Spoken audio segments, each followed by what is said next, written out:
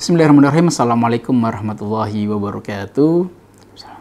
Alhamdulillah wassalatu wassalamu ala rasulillah sayyidina mawalah la hawla wa la quwata illa billah amma ba'du. Sahabat sekalian dimanapun berada, sahabat nunduk, nunggu beduk, yang kita sama-sama bahagia pastinya. Bentar lagi kita akan melaksanakan iftar, yaitu berbuka.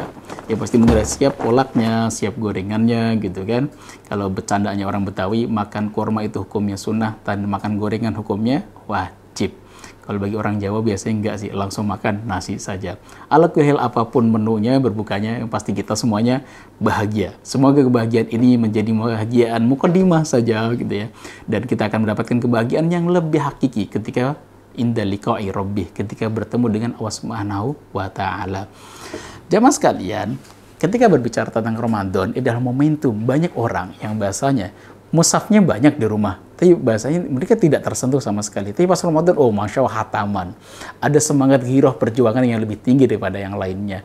Maka yuk kita gunakan momentum ini sebagai momentum kita untuk membuat lebih baik lagi. Berhijrah dengan hijrah yang lebih baik daripada sebelumnya. Hijrah adalah pergerakan satu titik ke titik yang lain. Kita kalau bahasa manawinya adalah ketika kita bergerak dari titik A ke titik B, yang titik A bahasanya baik, bisa jadi, atau misalkan titik A-nya kurang baik, ke titik B-nya yang lebih baik, atau dari titik yang baik menuju ke tempat yang lebih baik lagi. Maka momentum Ramadan adalah momentum yang terbaik untuk kita berhijrah kepada Allah Subhanahu wa taala. Maka yuk, di dalam hijrah itu ada perjuangannya. Di dalam hijrah itu ada pengorbanannya. Ada beberapa sahabat kami yang ketika sedang umroh, Masya Allah, ketika berhijrah gitu kan, beliau bercerita, Bapak Ibu gitu kan, lagi ngobrol, saya masih ingat momentumnya itu, ngobrolnya di bakso di Jeddah gitu kan, dia ada kornes gitu kan, di situ ada bakso Bang Udin kalau nggak salah. Sambil kita makan bakso, kita ngobrol, Bapak Ibu gitu, gimana ceritanya kok sampai umroh ini? Sebagai, oh Alhamdulillah Ustadz, ini hijrah kami. Dulunya kami bekerja di sebuah tempat yang yakin Allah tidak ridho di situ. Istri saya ini lebih tinggi pangkatnya, saya di bawahnya, dan bismillah kami keluar bersama. Dan terus kami membuat iklan tersendiri gitu kan. Dia ternyata membuat iklan dengan itu. Ya biasanya itu production house gitu kira-kira lah.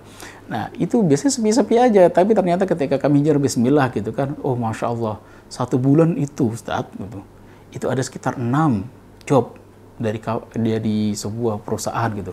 Wih kok banyak Pak? Emang seberapa besar itu nilainya?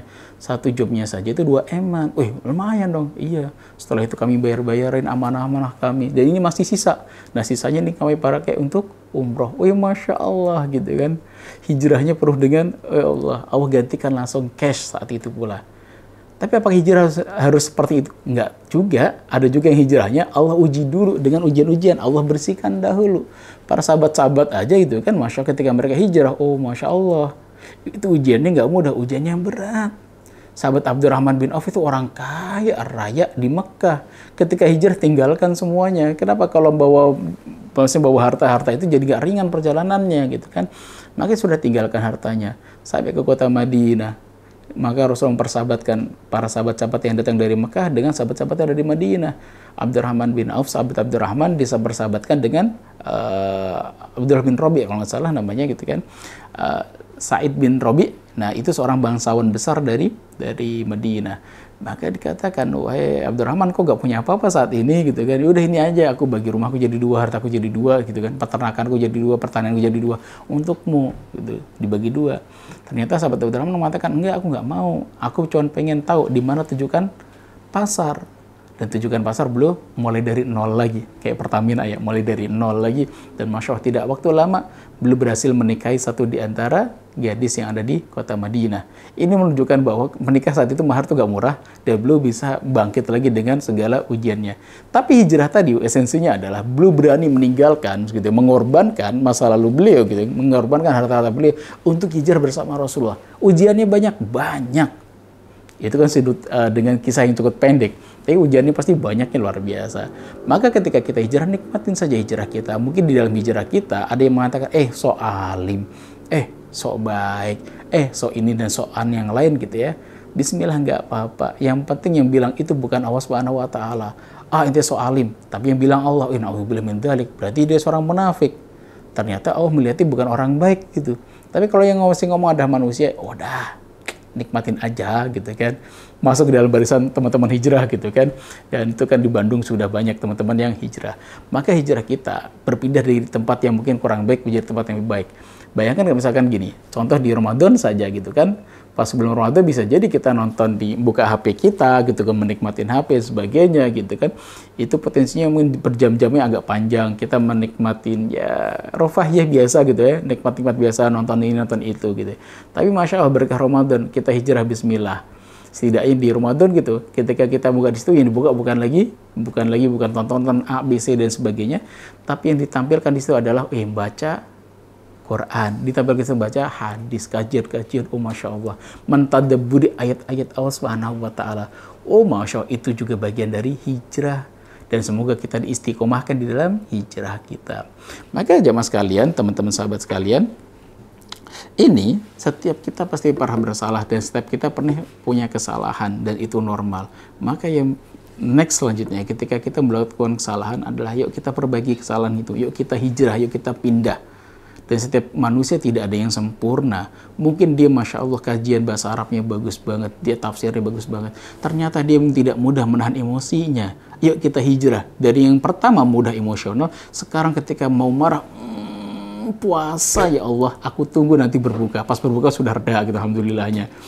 Nah, yuk apapun itu catatannya, hijrah tidak hanya urusan bahasanya dia sebelumnya nggak pakai hijab sekarang jadi pakai hijab gitu kan, dia sebelumnya di tempat yang Allah nggak ridho sekarang Allah jadi ridho gitu kan. Dan hijrah itu sangat luas, termasuk diantaranya sekarang misalkan gitu kan kita sudah komentar gitu kan, komentar dengan teman-teman kita gitu kan, julid bahasanya julid tapi nggak julid fisabilillah. Kalau beberapa waktu lalu kan ada julid yang baik gitu namanya julid fisabilillah, yang diserang siapa, tentara Israel yang sampai mereka stres gitu dengan serangan julid fisabilillahnya orang-orang Indonesia, luar biasa.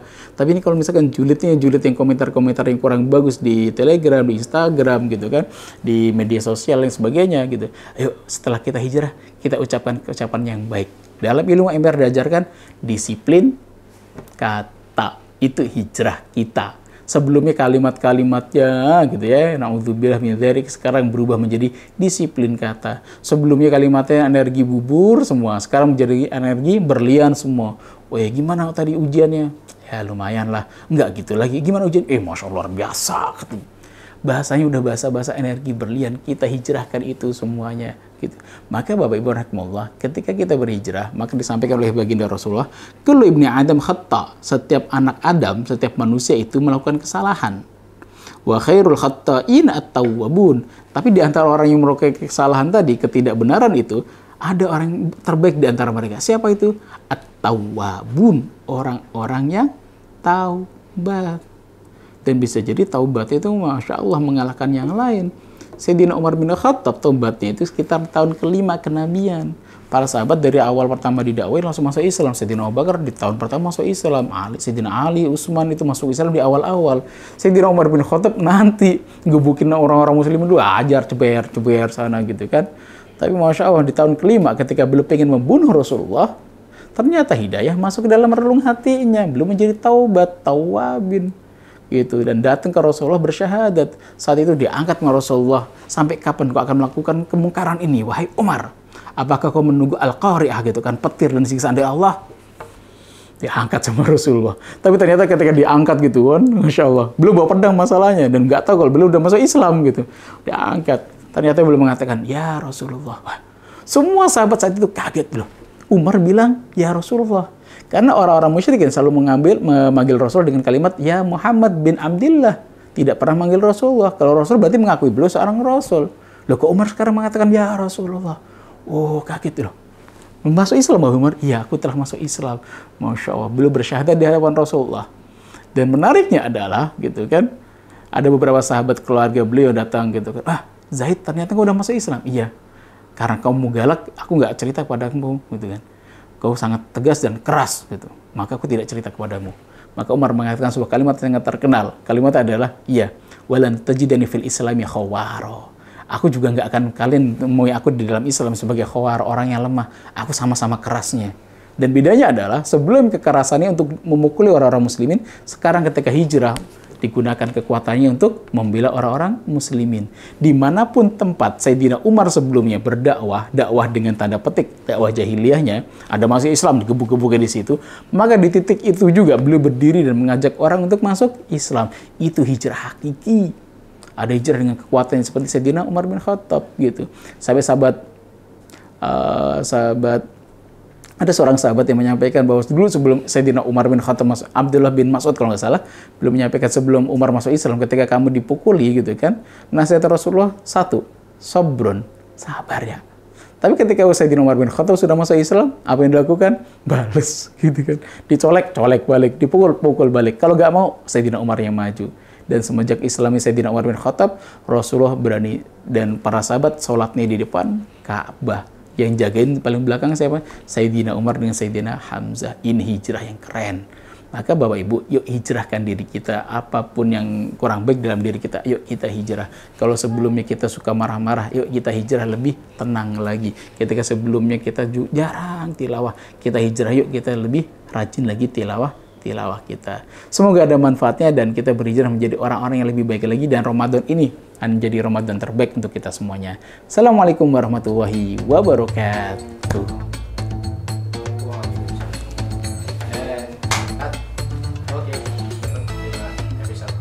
Sampai hari Kamis ya, aman ya.